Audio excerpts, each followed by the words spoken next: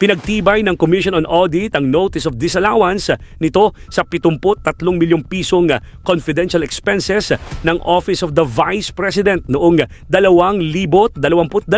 Sinabi ng State Auditor na si Gloria Camora sa House Justice Committee noong Martes, Abril 14. Panoorin ang buong detalye.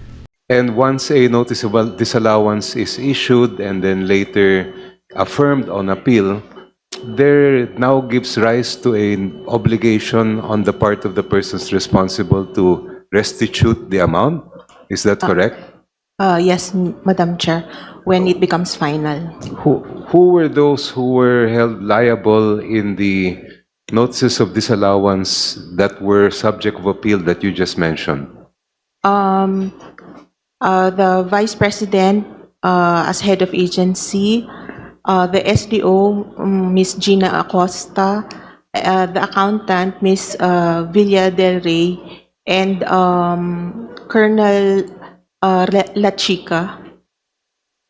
So ang ibig po sabihin yan ay sa mata ng COA, yung mga pondong yon, yung mga confidential funds na yon ay dapat ibabalik ng mga nabanggit yung opisyal beginning with Vice President Duterte and the others that you mentioned dahil nga walang naging basehan sa kanilang paggamit. Am I correct? Yes, Madam Chair. In your audit of both the OVP and DepEd, did you find that the liquidation documents for both agencies shared the exact same red flags and/or deficiencies? Yes, Madam Chair. Yes, there were similarities po. Yes, there were similarities po. Thank you, Madam Chair. As publicized in your own COA website, an unqualified opinion is defined as an opinion issued when the auditor concludes that the financial statements are prepared in all material respects in accordance with the applicable financial reporting framework. Can you confirm that an unqualified opinion merely affirms that an agency complies with the COA rules on how reporting of expenses should be made, but whether that agency indeed used the funds in accordance with law is another matter? Let me check the COA website po. Yes po. So we have that affirmation po. Unqualified opinion, Madam Chair. Yes, the unqualified opinion. I'll just rephrase po, no? The unqualified opinion merely affirms that an agency complies with COA rules on how reporting of expenses should be made. But whether that agency indeed used the funds in accordance with law is another matter. Yes, Madam Chair. Madam Chair, there was a mention of notice of disallowance and a pending appeal, and if I recall correctly during previous hearings, the VP repeatedly stated during various media interviews that she filed an appeal in relation to the COA findings in the notice of disallowance issued. And I recall, I think part of the subpoena was that you were to bring all the documents. What is the subject of this appeal, Attorney Camora? Our notice of disallowance for the fourth quarter of 2022, Madam Chair. Fourth quarter of 2022, this would be OVP kasi wala Yes, pang DepEd po. No? OVP po. So, Attorney Camora, ano po yung status ng appeal na ito? Madam Chair, the Commission Proper of the COA has already decided on the appeal po. Can you say that again, Attorney Camora? The Commission Proper has decided on the appeal na po. The Commission and Bank has decided already on the appeal. Commission Proper po. The Commission proper has decided already on the appeal. Yes, Madam Chair. Okay. You may continue, Honorable Gutierrez. Thank you, Madam Chair. This is a development po, no? Kasi last time wala pa. So, meron na palang decision. Do you have a copy of this decision, Madam Chair? I have a copy po, and although hindi po namin siya nasama sa submissions for today, we could give yung digital copies po. Madam Chair, ano po yung finding ng COA dito? They affirmed our disallowance po. Madam Chair, since you have the copy on hand anyway, can you please read the dispositive portion of the ruling?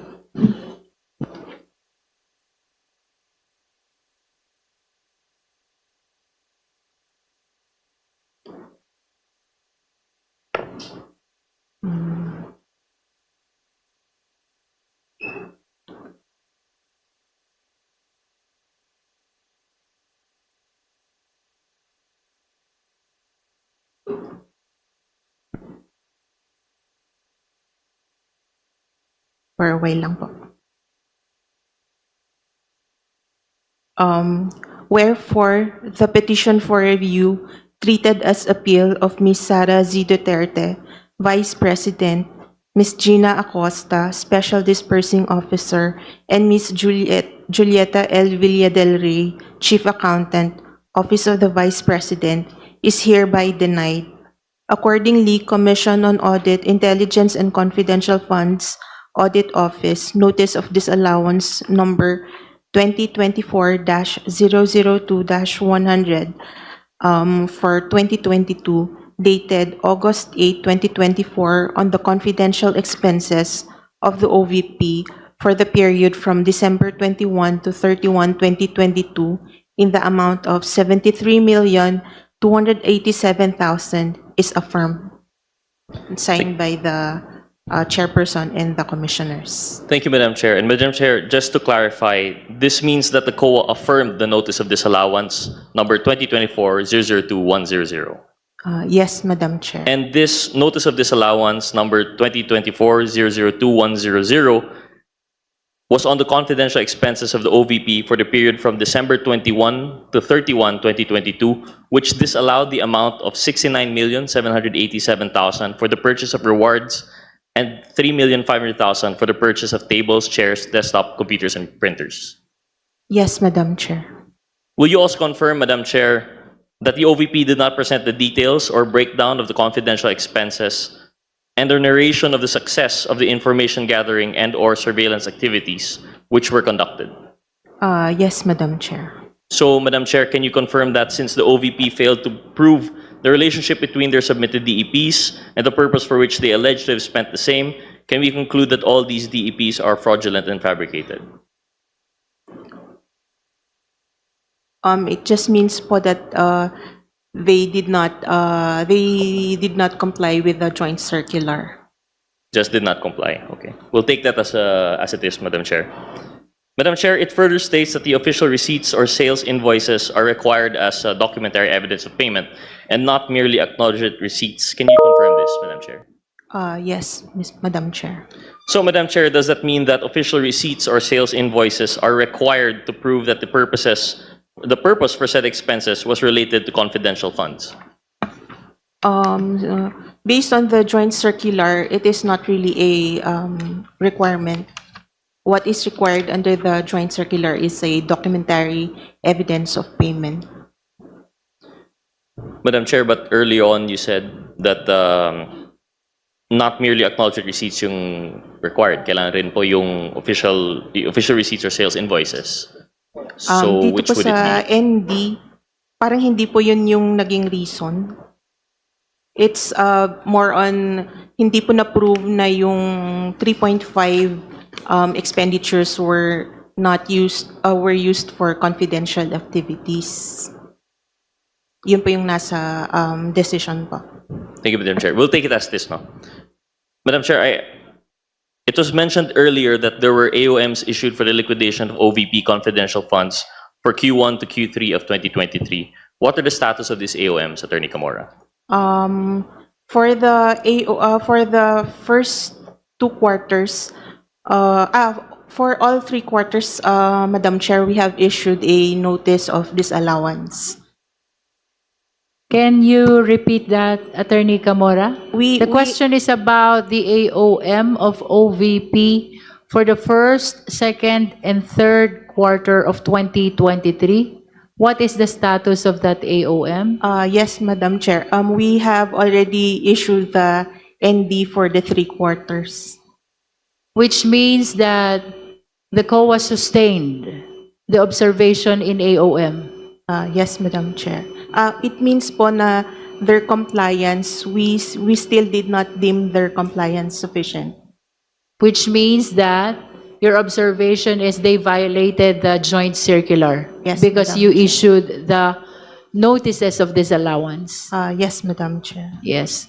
Honorable Gutierrez, you may proceed. Madam Chair, if I recall correctly, during the previous hearings, we were still at the stage that they were waiting for a reply. So this would mean nag-reply na po yung office and there was actually a notice of disallowance already. Yes, That just Madam confirming po what the Madam Chair said. So may we know, Madam Chair, on what ground the notice of disallowances were issued? Madam Chair, I don't have a copy right now of the ND. Madam Chair, so you don't have a copy of the notice of disallowance right now? We don't have a copy yet po. We will furnish na lang po the House with the succeeding days the copy of the notice of disallowance. Okay, Madam Chair. Ideally, we would be able to clarify po, no? Yes. Yung notice of disallowance. This is a development much related to our proceedings and related to our clarificatory questions for For the probable record, cause. we are requesting Attorney Camora to submit to the committee Yes, within the Madam period of 3 days from today, the copy of the denial of the appeal with respect to the fourth quarter of 2022 of the CF of OVP, as well as the copy of the notices of disallowance pertaining to the first, second, and third quarter of 2023 CF, likewise of the OVP. That is for the record. Honorable Gutierrez. Well, Madam Chair, after all, we're limited to clarificatory questions lang man. I'll just leave it at there. Thank you po, Attorney Camora. Thank you, Madam Chair. Any other justice members who wish to raise question to Attorney Camora? Madam Chair, may I be The allowed? Honorable Jock Noyes recognized. Just to be clear on this, when there is a notice of disallowance, this is based on the Joint Circular 2015-01 on the use of confidential funds. Am I right? Yes, Madam Chair. And once a notice of disallowance is issued and then later affirmed on appeal, there now gives rise to an obligation on the part of the persons responsible to restitute the amount. Is that correct? Yes, Madam Chair, when it becomes final. Who were those who were held liable in the notices of disallowance that were subject of appeal that you just mentioned? The Vice President as head of agency, the SDO, Ms. Gina Acosta, the accountant, Ms. Villa del Rey, and Colonel La Chica. So ang ibig po sabihin yan ay sa mata ng COA, yung mga pondong yon, yung mga confidential funds na yon, ay dapat ibabalik ng mga nabanggit yung opisyal, beginning with Vice President Duterte and the others that you mentioned, dahil nga walang naging basehan sa kanilang paggamit. Am I correct? Yes, Madam Chair. Oh, that's a very interesting development, Madam Chair. Clarification Sure po. po. Yung sa NDs po issued by the ICFAO, it's more on hindi po na-comply ang requirements ng Joint Circular 2015 po. So, and yung purpose po ng joint circular ay para ma-ensure na yung binibigay na confidential funds ay talagang mapupunta doon sa tamang paggamit. It's properly documented po, opo. And because the notices of disallowance were affirmed sa appeal, ang ibig sabihin nun ay hindi tumupad yung mga responsible officials, beginning with Vice President Sara, doon sa nakalagay na requirements sa Joint Circular 2015-01. Tama po. Tama po, Madam Chair. Thank you, Chair, Madam So, Chair. for the guidance of the members, Attorney Camora of ICFAO COA just testified that the pending appeal of the Vice President with respect to the notice of disallowance of 73 million that is part of the confidential fund of the OVP for the last quarter of 2022 has been denied by the Commission on Proper. Because this is a recent development, that is why I am bringing it to the attention of the justice members. Likewise, Attorney Camora just testified that the AOM corresponding to the first, second, and third quarter of 2023 CF of OVP has been issued as well a corresponding notice of disallowance. So that is for the guidance of the justice members.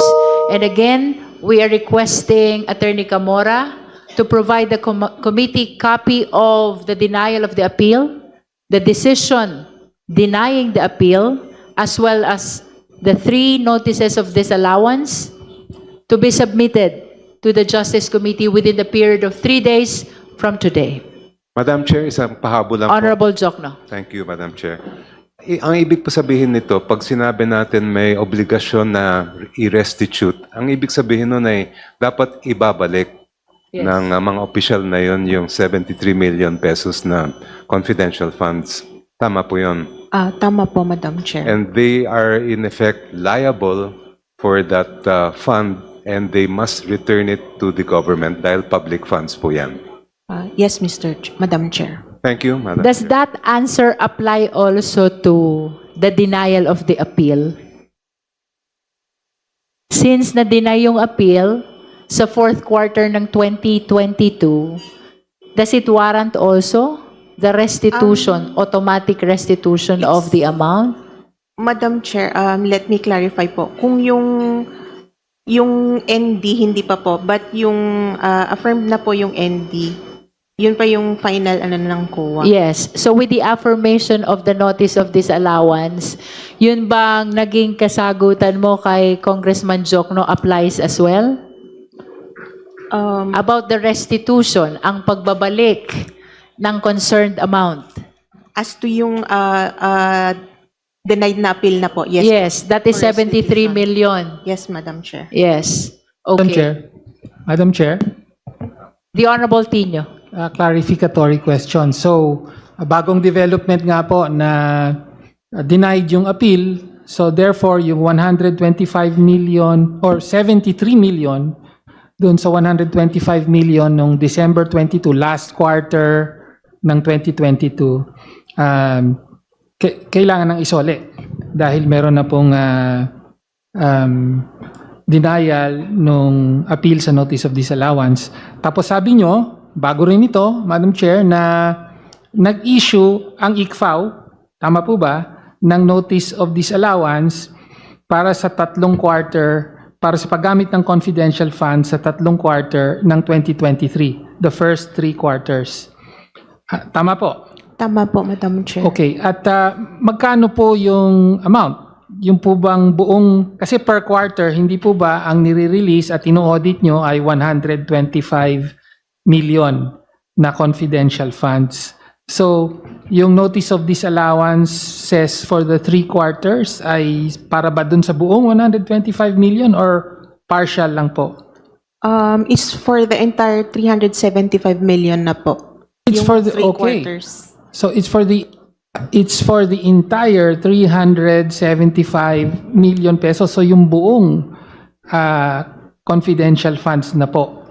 Yes, Tama. Madam Chair. Okay, very clear. Pero ngayon, kayo ang nag-issue, may appeal na po ba?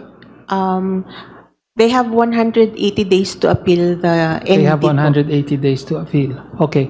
So thank you for that information. So Madam Chair, ulit. So a total of 375 million pesos of confidential funds of the Office of the Vice President has been disallowed by the ICFAO of COA. Thank you.